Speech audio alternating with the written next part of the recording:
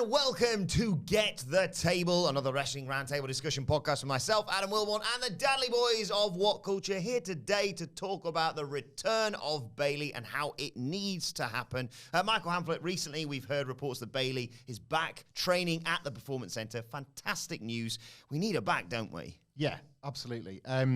It's WWE, so it comes with all the regular caveats and qualifiers that all of their wrestlers pretty much are hotter when they're not on the television than when they are. It's a reality of the content super service era and how quickly the way they tell stories, the way they use their creative visions to kind of normalize all of their stars straight away, that when you're not around, people just remember all the great bits, all the nonsense weeks and the things where stuff didn't make sense or there was no logic or your performance wasn't that great, gets forgotten and people just reflect on all the good stuff. I do this all the time with Bayley. She's probably my favorite wrestler. She's definitely my favorite WWE wrestler. I think she's somebody that has not quite gamed the system like a Sami Zayn or Kevin Owens, but has done as much as she possibly can to work within its very, very strict confines and get the best out of it over and over again. She should be 10 times bigger than she is ultimately from what they had from NXT to what they got to in the main roster. But she left, I wouldn't say at the peak of her powers as a heel, but she left following a year where she kind of at times kept the train on the tracks. Like WWE was struggling in the Performance Center and even in the Thunderdome, and her story with Sasha Banks that you could tell was one of the few things on the show was something that the wrestlers had involvement in, had care for, was one of the only watchable elements of WWE, a WWE that really struggled with the circumstances. So people have kind of forgotten the dreadful weeks where there was a million Bayley faces on the Thunderdome screens or similar things like that, and have instead just remembered how creative she was in a difficult time. Couple that with the fact that she's, I think, objectively one of the best women's wrestlers they've ever had in WWE, that every single woman seems to speak highly of their interactions with Bayley, either when sort of they were on the come up with her or how they interacted with her when they arrived on the main roster or how they worked with her at the Performance Center. Nobody seems to have bad words. So she strikes me as that kind of locker room leader presence that's going to help everybody along. This women's division is kind of a mess at the moment. WWE has got parity now, but there's massive quality problems. They don't book the women well. They still treat them like divas, even if they're trying to present it as a women's wrestling division. Bayley can elevate the trash. And I just think she is, it's hard to work out what kind of how big a star she is. I think that's the one thing that's potentially missing. When we've talked about Sasha Banks, it's a lot easier to just kind of be able to say it almost with objectivity. Sasha Banks is this big deal. She could draw. She could be a negligible difference. I'm not sure you have that with Bayley, but I'd compare her to more of a Bret Hart, Shawn Michaels figure anyway. I think the quality is there to be seen week on week with how she brings people on, even if sometimes the numbers aren't with her. Mad to think that it's been over a year since we've seen her, and it's been, since February, March 2020, since she's been in front of regular crowds on a regular basis. Sige, we saw, obviously, last year with the return of Becky Lynch at SummerSlam, and then the difficulty WWE had with everyone being so happy that she's back, and then being like, no, you need to boo her, she's a bad guy. Does that, for you, affect how you think they book her as either a face or a heel when she does return? Yes, absolutely. She must absolutely, under no circumstances, return as a heel.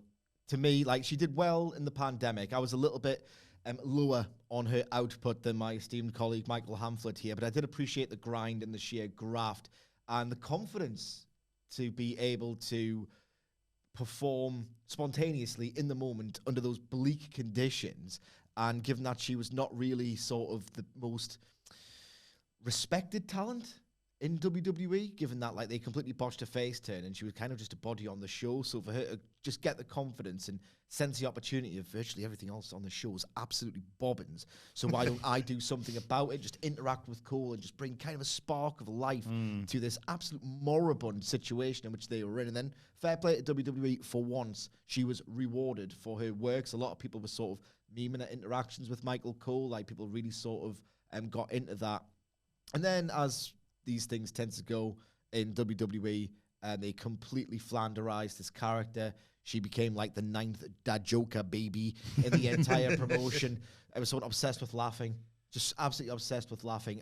My balls cringed into my gooch when she did that thing on the multiple screens that Hamza talked about, where she was in a feud with Bianca Belair at the time, and it's right, you've taken this sort of character who's decided to be a bit of a mischievous dickhead by clinking the belts and you just completely and utterly ruined it and made it cringeworthy. And it's like absolute through the looking glass of how terribly booked this promotion is. You take the most pure of heart babyface who embodies every great babyface characteristic so well that in front of a crowd that is essentially a husk of a childhood wrestling fan, mostly millennial males, at these NXT takeover crowds, the first arena-sized crowds, and slowly but surely, because she's outstanding at her craft, one of the best pure baby faces of her generation, she gets the adult males, raised on cool heels, might I add, like miles and years and miles removed from enjoying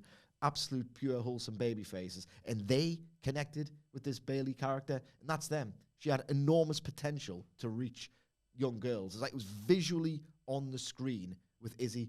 That they should have looked and thought, right, keep her a baby face, book her as a great baby face, do what they're doing in NXT, because we could really get, and this is not hyperbole at all, legitimately, you had proof of concept with Izzy in that NXT Full Sail crowd that you had potentially the next John Cena on your hands, and they absolutely botched it beyond belief.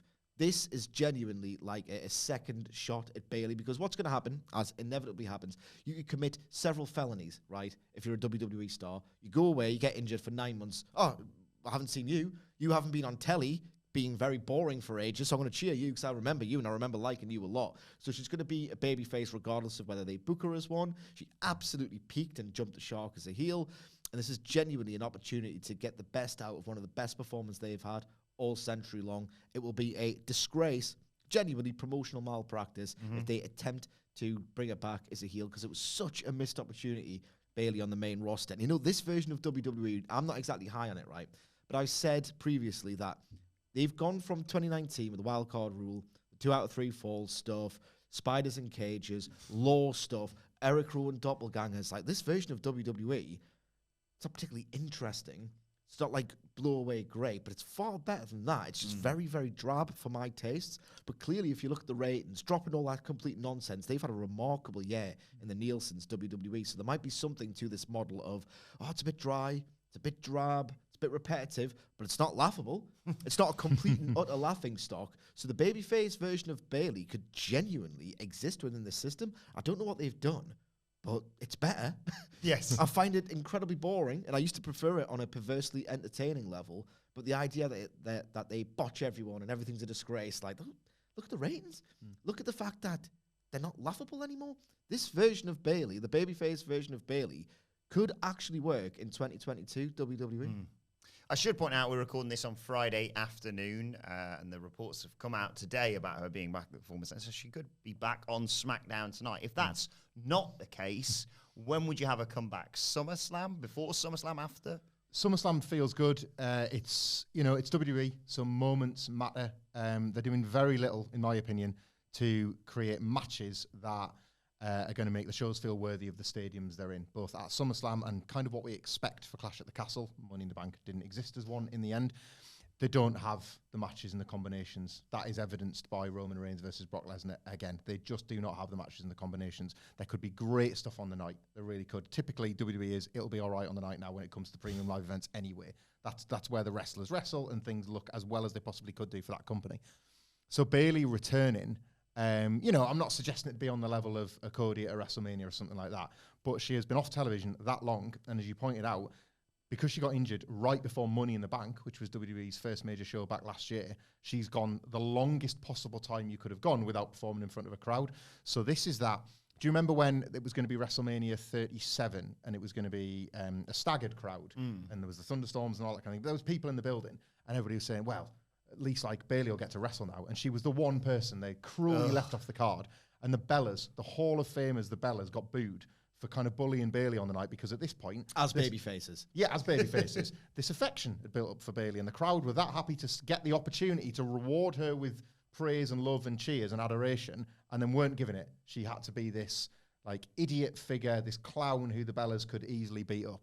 So there exists this evidence that the fans are going to want to pop huge for her. To Sidgwick's point, kind of it seems insane to even attempt to bring her back as a heel. It would scan like Seth Rollins in 2016 when he gets a pop one night and then what are you cheering me for? Like, you didn't cheer me last year. Each and every one of you suck. Oh, all right then. Well, I won't cheer you. Thanks very much for that. Thanks for taking away a thing I liked in 24 hours. So it just feels like it'd be a needless thing to do to a person in her position.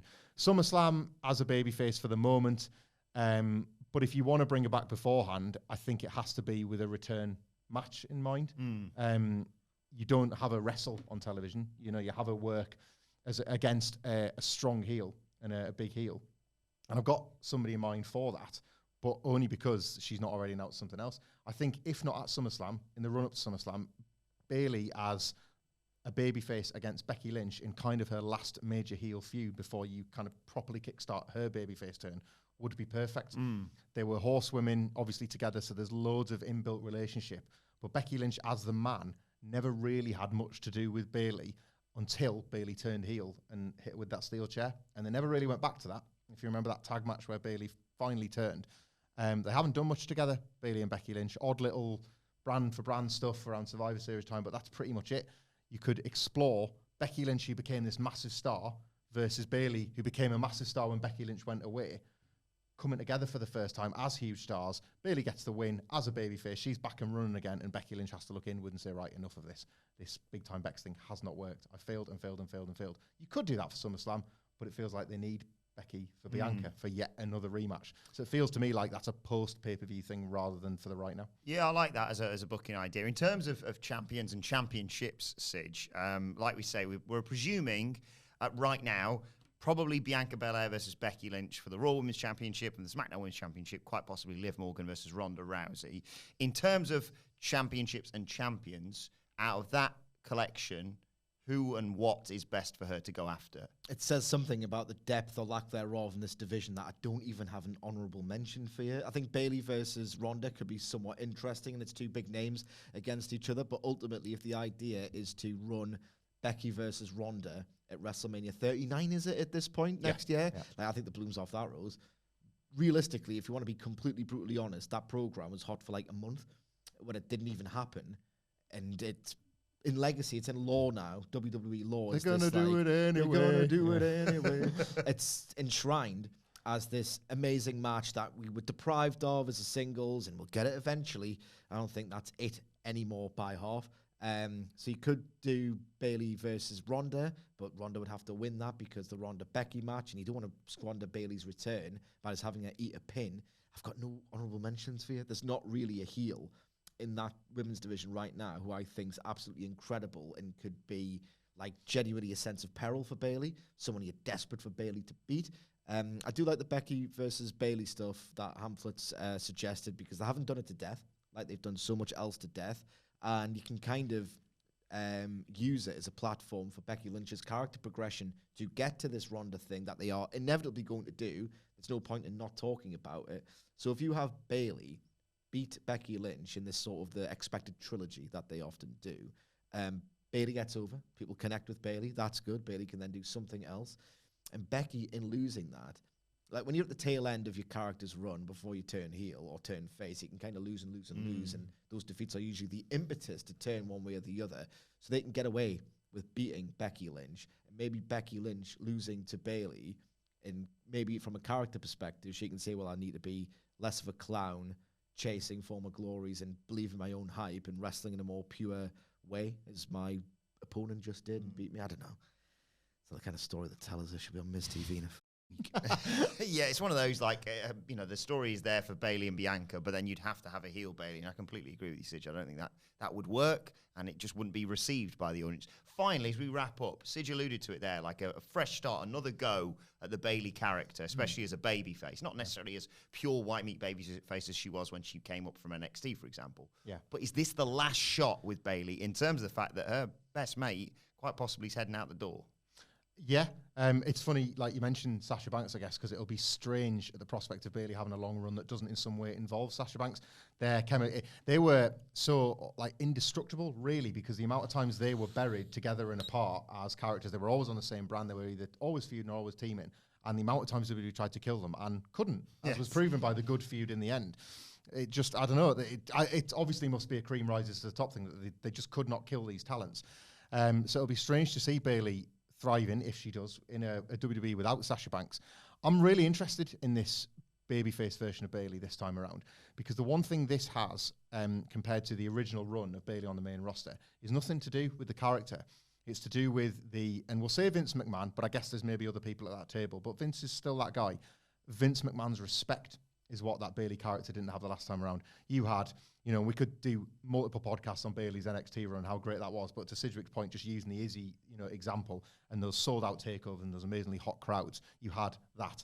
Vince McMahon only needs to watch his wrestling show to see what could sell tickets, and he chose not to do it because he didn't know the talent, he didn't trust the talent, he saw a childlike figure and made her hug Corey Graves and did Bayley, this is your life and all that stuff, because she was literally reduced to that of a child. It's not that now. It was evident during the pandemic that she is a talent that is respected. She was a talent that could be trusted to kind of do her own thing and not necessarily go completely by the script. Her and Sasha went out one week and buried The Undertaker while talking about how great they were. That tells you more about what people behind the scenes think of her. So the babyface run this time around, it might not have the side ponytail and it might not have the Bayley buddies, but if the fans are with her and the office are with her, I do think it genuinely stands a far greater chance than the original ever did. It's a shame it has to happen this way. Yes. It's a shame we have to take 5-6 years off people's careers. 5 and 6 years to get to this point. Same with Roman. It's not on that it takes that long to get to this point. You should just be able to trust literally your own process in the case of Bayley and her NXT run. Well, can't wait to see what they do with her. Let us know what you think they should do, how Bayley should return in the comment section or on Twitter at WhatCulture WWE. Watch that you can follow all three of us. You can follow Michael Hamflett at Michael Hamflett. You can follow Michael Sidgwick at Should probably feud with Natalia at M Sidgwick. I wouldn't be surprised. You can follow me at Adam Wilborn. Follow us all at WhatCulture WWE, as I said. But for now, this has been Get the Table. My thanks to Hamflett Sidgwick. Thank you for joining us, and we will see you soon.